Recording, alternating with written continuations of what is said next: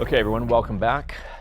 Even I admit, the following is boring subject matter. It's not thrilling, but it is stuff that you should know if you're dabbling with the idea of buying a house, because we're talking about escalation clauses. Thrilling, right? So we're going to talk about what it is and should you do it, just kind of give you the brief crash course in it. Before we do that, subscribing to this channel is appreciated if you have not. And all I'm saying is it wouldn't kill you to leave a comment, okay? Or a thumbs up.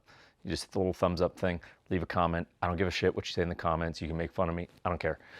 But it wouldn't kill you to leave a comment. Okay, let's talk about escalation clauses. So they're less common right now than they were 6 and 9, 12 months ago. So if we look at the period from when it really started getting crazy in the real estate market, right, kind of as COVID was happening to really about 2-3 months ago, call it kind of the end of first quarter 2022 when the rates started really going up. There were so many bidding wars that everyone was trying to get creative in terms of like, how do you actually get something under contract? And a lot of people, this is my enthusiasm for escalation clauses, a lot of people were using the escalation clause essentially as a way to say, here's an offer in your house, but if certain conditions are met, I'm willing to go higher than my current offer is. So let me give you an example. I'll use a personal example. So we had a listing because we had 2 or 3 offers that had escalation clauses in them. So I'm just going to give you ballpark numbers because the numbers really don't matter. So let's just say it was $250,000 place. And so we got an offer for $250,000. Within that, it says, hey, there's an escalation clause that goes up to $260,000. Okay.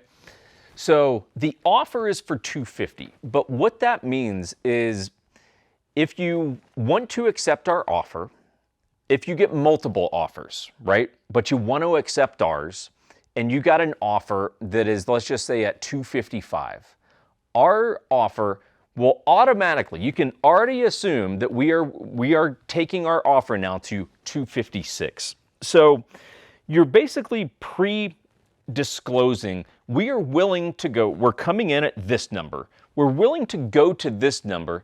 Here's the increments by which we will do that, right? So we will do $1,000 more than the other offer that you have, up to this amount, which would be $260,000. Man, I feel like this is getting complicated, probably because I'm just not doing a great job of explaining it. So here's how it would work. There are offers at $250,000. I get another offer at $255,000, which would mean, hey, it's less than the other offer's $260,000 threshold, so we will automatically go $1,000 above the $255,000. So now our offer by default, you don't even need to call us, our offer is now $256,000. And the only thing that is really required to make that go into effect is we do have to show the person whose escalation clause is about to take effect in their offer to go to $256,000. I have to show them, hey, look, here's the other offer, right? This is a valid offer. I'm not just bullshitting you to get your number up. Like, here's a bona fide offer at $255,000. Therefore, yours now becomes $256,000 because you already disclosed that you will beat the other offers by $1,000 all the way up to $260,000. Okay? I hope that made some degree of sense. So the question is, should you use an escalation clause? Well, it depends. In some cases, the listings won't even entertain them. So in some cases on the MLS, there are agent notes that only we can see. Cool guy stuff, right? The public can't see it, but the other agents can. And sometimes it may say no escalation clauses being accepted. Like, don't waste your time. We're not dealing with that crap. Make us your best offer. If $260,000 is where you're willing to go, then make us a $260,000 offer.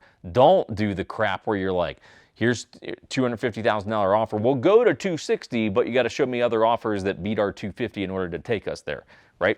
So it may not be an option. If it is an option, should you use it? I don't know. It simply depends. It depends on the local market. How competitive are things? How competitive is your offer? In some cases, it's worth going, look, we don't have the most competitive terms that we're offering because we've got to do inspections. We've got to do appraisals because it's VA. So it's like there's a lot of things that we can't waive that conventional offers may waive. Therefore, screw the escalation clause. Make our offer price the best that we can possibly make it. Just give them the 260, right? Or if you go, hey, look, we're offering really good terms. No appraisal needed, no inspection needed. We'll close in a short 3 weeks or whatever it is.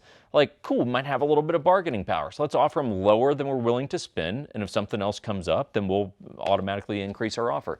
So the answer is it depends, which I know is annoying as shit. It's annoying even to me, but the truth is so much of this stuff, right?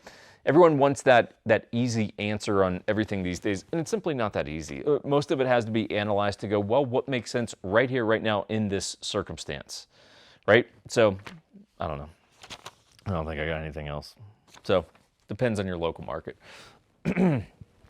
Whiskey recommendation.